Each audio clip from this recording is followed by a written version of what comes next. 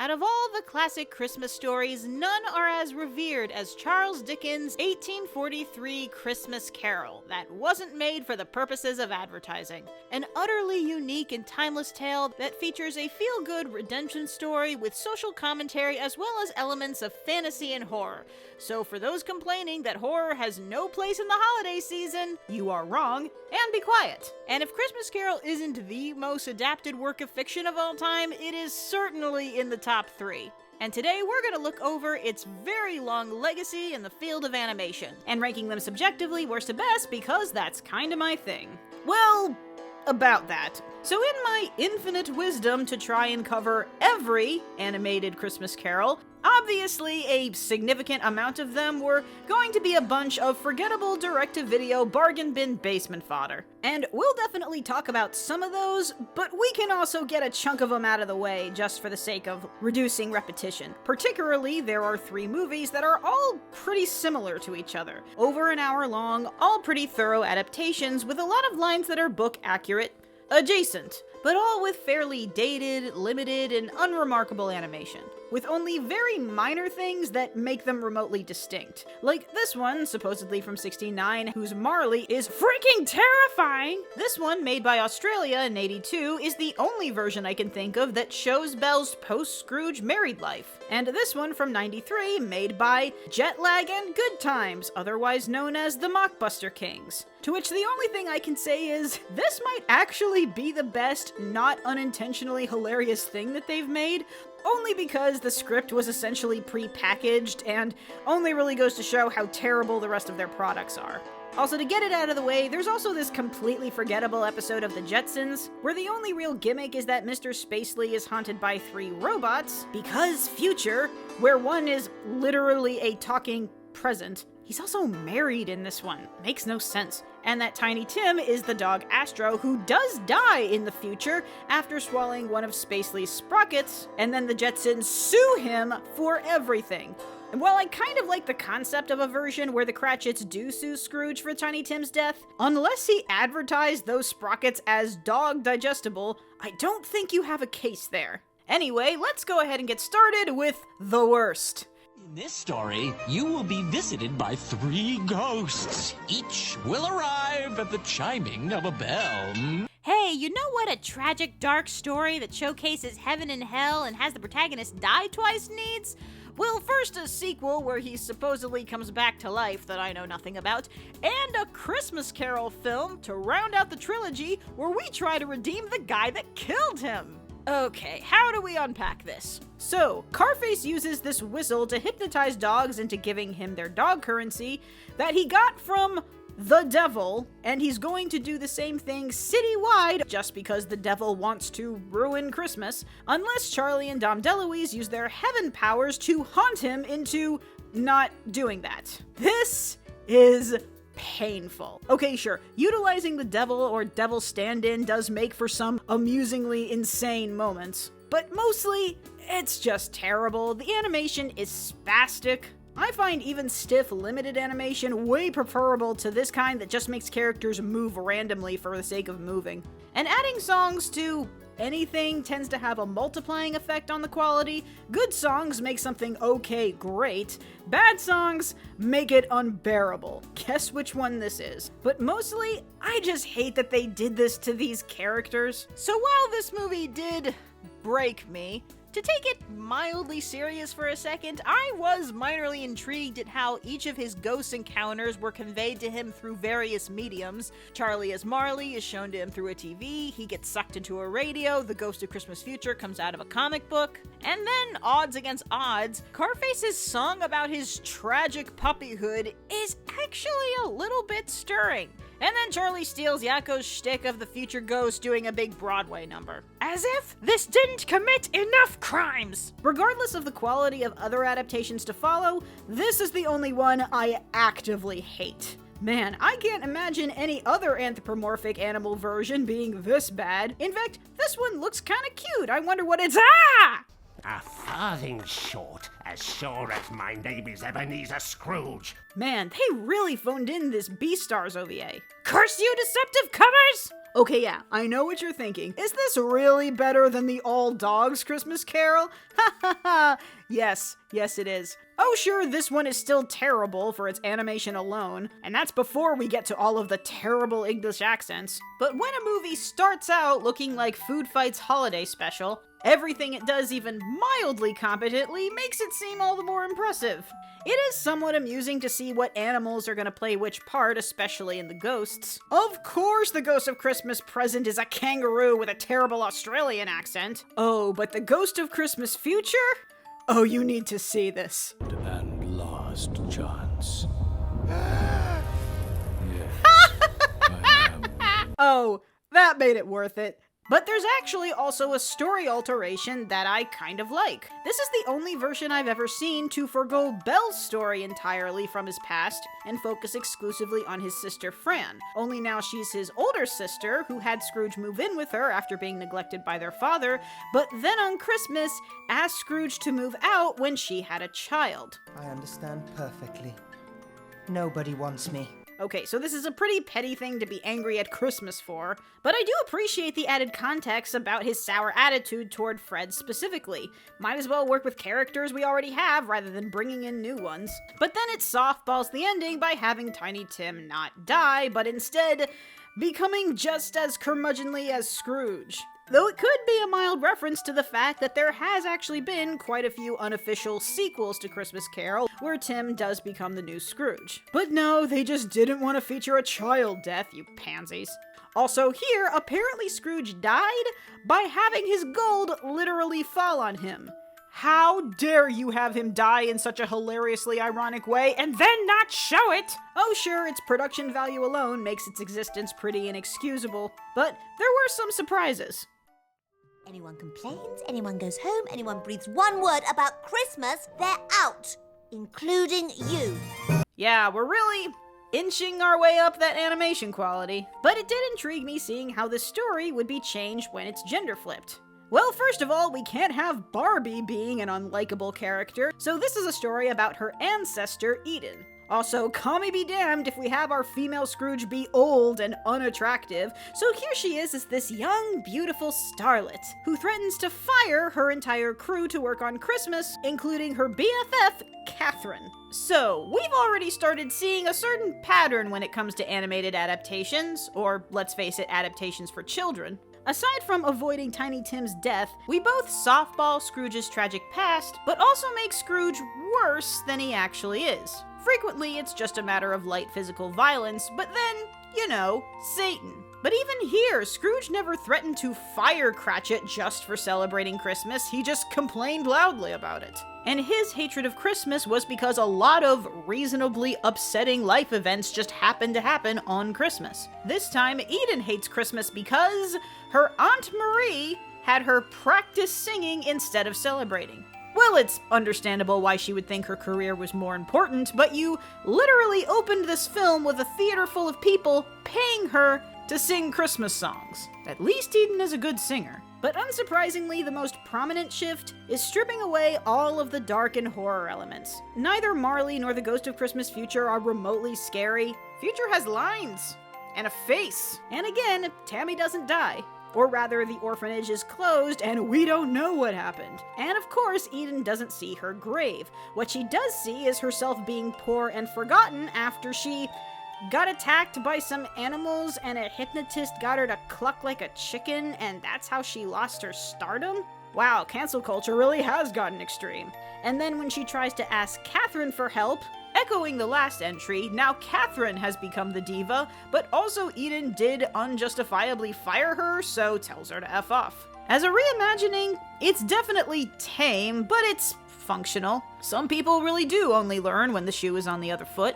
Rough animation and accents aside, it's not a painful watch. I do like the ghosts of Sassy Present and even Future. The real frustration of this, aside from the number of times we hear, "In a selfish world, the selfish succeed," is the badly animated comic relief cat we keep cutting back to. Though choosing the name Chuzzlewit amongst the least popular of Dickens's stories, not bad. And the Ghost of Christmas Past is just really annoying and fangirly and an animal torturer. How could...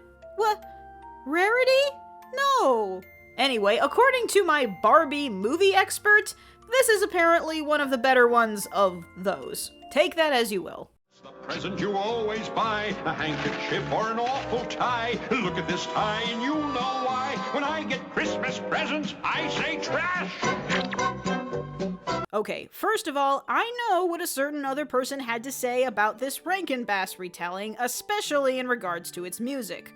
And all I can say is, I kinda get where they're coming from, but also doubt that that person has seen some of the other priors on this list. Low bar certainly, but I do want to give it some of its due. Its songs are from a decently received but unavailable live-action special, and a lot of them as songs are fairly okay, but they are certainly not done any favors by being erratically presented and performed. And considering its budget, there are some animated moments including backgrounds that look nice, and others that do not. Tim is apparently a ventriloquist dummy. However, this animation and the songs together kind of brings out the worst in both. Playing songs in its full length when your animation can't move very much means that there's a lot of times where your characters are just kind of standing there. The pauses in the animation highlight the pauses in the music, creating a whole bunch of just dead air that just makes the song feels even longer when they're already pretty repetitive. In the nation, let him rest in peace, and he will decrease the surplus population. And then have 12 of them in 50 minutes. And because they're taking up so much time, the story bits in between the songs have to rush. The entire part in the future is like just barely over a minute long. Then on top of that, having yet another animated unnecessary animal tag-along that's also an unnecessary narrator. Though we finally found the one willing to show Belle as an old woman. I'd still reiterate that it is not the worst, but if that's its biggest strength, it's not great either. Oh, you made the toys have a song? Well, that's it, you sealed your fate. Give up on my Bob, he'll go buy a pint of ale. Then he'll borrow, beg, and rob you, and at best end up in jail. How could Tim Curry playing Scrooge not be great? Appropriate, since Curry himself has done the role on stage. Kinda wish I could say that about anything else in this. Actually, this version animated by Deke has quite a few notable voices in it, including Whoopi Goldberg, Michael York, Ed Asner, Frank Welker, Catherine Sosi, and Jodie Benson. You know, Ariel, Barbie. Because as we all know, celebrities, including Tim Curry, have only been in good things. Just listen to these impeccable English accents. So he spent a bit of cash on some song and dance. Where's the prize in that, eh? Yeah, the animation is, well, Deke. At times, it's passable for VHS quality where the lip flaps are never quite right, but then you suddenly get things like these terrible ornament reflection shots, and Marley's ghost effects, and young Scrooge's giant forehead. But at least we got a big step up in terms of book accuracy, though with some modern liberties. To break your chains. I don't care, Jacob. I like chains. It does keep all of the major beats from the book, including a dead Tiny Tim, but also includes a bunch of unnecessary things, like another comic relief animal. Because, you know, another live being Scrooge would have to care about? That makes sense. And then extra incentive for him to feel connected to Fred and Tiny Tim. Because after young Scrooge essentially sings his version of Reading Rainbow, he sees Tiny Tim reading his favorite book, Robinson Crusoe. Oof, thank goodness, or else it would have been okay to let him die. And then Fred starts singing an incredibly silly song that Scrooge and Fran sang together as children. Which conceptually, it's fine. It's cute. Oh yeah, it's another musical. Though this time the songs do sound like there's been some effort put into them. Though, why does a song called Random Acts of Kindness sound so sinister? Random acts of kindness, random acts of kindness. Just in case it's you who ends up on the ground. Also, see what I mean about Scrooge being made worse? Sure, he chucks coal at a street rat, he's done that in other versions, but then he makes Cratchit go get the pieces he just threw. Really? Oh right, and then there was that time he almost beat Tiny Tim in front of his dad. And the only one where we apparently bring Fred to the Cratchits so Scrooge can do the reconciliation at the same time. And I admit, the end feels genuinely joyful. So this one is rough, but okay for a direct-to-video. But if all you want is curry, your best bet is to look up the audiobook of him narrating the original story. 'Twas the night before Christmas, and all through the... Wait a minute, wrong script. Let's see. Here it is. Bob Cratchit picks up some money for his boss and heads back to the office, and it was the night before Christmas. So there. Ducking Baxters? What is this? So I just found this on YouTube. It's made by Saban and localized by probably Jetlag and Good Times. Only this time, somebody apparently just reached the end of their rope and just went, who gives a shit? Because, well... You mean to tell me he's a... Tim is a jockey, one of the best on the circuit, too. Unfortunately, his horse keeps falling over on him twice this month. Oh, wow, that's awful. His parents better get him a horse that won't fall over before it's too late. Those horses are heavy. They can't afford to. Tim will keep riding him, and next time they fall over... Squish City, huh? Wow, that's bad. What am I watching? How was this made? And is the narrator Chris Parnell? And as Scrooge watches the little family, it slowly dawns on him that he is the bad guy in this cartoon. I have no idea where this came from, but thank you for letting me find it. Oh god, no. NPH's Uncanny Valley Abominations, kill it with fire! Oh, thank goodness, it was just a misleading movie tie-in. I have never been so happy to be misled by a cover. Fittingly, this special follows Grumpy Smurf. Wait, Grouchy? You can understand the confusion. But what horrible thing happened in his past that made him turn on Christmas? At one point, the one day of the year he was actually cheerful? Papa Smurf didn't get him the present he wanted. Or rather, Papa giving him the same present every year, leading to him not doing his Christmas chore, which leads to Clumsy setting the tree on fire, leading to the Smurfs needing to get a new tree, which leads to the horrible future of being captured by Gargamel successfully. That's a little bit of a stretch, but just to see the Smurfs in this high-quality, pristine 2D animation, it is worth it. It's cute, it's sweet, and while Grouchy is not particularly sympathetic, every part in here is really greatly performed, and it manages to squeeze out a little bit of genuine sentiment. Nothing else, it is by far the best Smurf thing they've made in the past decade. All the dreams that ponies share, because of you, snowfall frost. Now the future is a cold nightmare. Oh, thanks, Celestia! We finally got to one where the animation doesn't look like ass! And one where It's a Musical is not a point against it. It is fun to see the Christmas Carol roles played out by these familiar characters, all of which are expertly cast, except maybe Fluttershy should have been Cratchit. But this is also taking the Christmas Carol concept, not really the story, the concept, and supplanting it in a world with its own mythology and magic rules, and even holiday, which is going to skew with the story somewhat. When former cult leader Starlight Glimmer has the gall to not want to go to a holiday party, she needs to be sermoned by bad vampire book Glitter about a story of a curmudgeonly sorceress who hated the holiday so much, she cast a spell to be rid of it forever. Yeah, not wanting to go to a party, wanting to get rid of the holiday for everyone forever, that's the same. Wait, so is this Carol or the Grinch? And what horrible tragedy happened in her packs that drove her to such extremes? Getting scoffed at by a teacher. Well, underwhelming motive is very Starlight. And we would all be better off spending time working to make Equestria a better place. Oh no, that monster. And then the future?